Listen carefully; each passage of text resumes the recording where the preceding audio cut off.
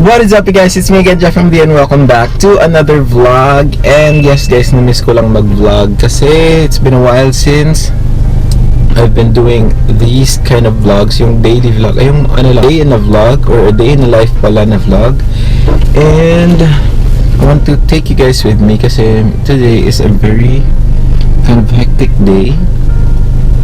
And nakita ko ulit na meron pa pala kaming GoPro Hero 4 na nasa cabinet na sobrang tagal na, mga ilang years ito, mga more than 5 years, 6 years na siguro to. But I've been seeing a lot of vloggers na using yung Insta360 camera, and sobrang liit lang niya na camera, and so ayokong mapudal nun kasi hindi naman ako ganun ka-active na vlogger. So I decided na ito mas maganda to kasi pwede ko siyang ipatong kahit saan. So today I'm gonna use it if maganda pa ba siya as my as a vlogging cam.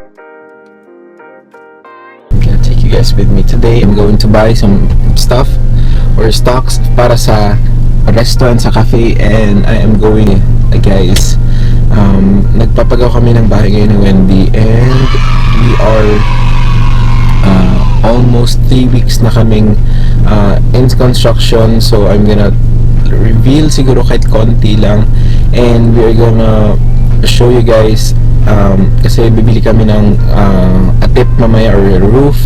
So yeah, I'm gonna take you guys with me as well, and I'm gonna film an empty tour vlog siguro sa sunod, or empty house tour.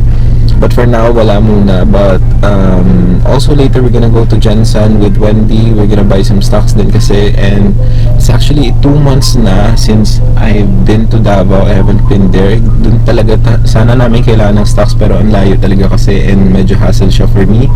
So dito na lang muna sa mga magkalapit na mga cities, and yeah, see you guys later. Bye.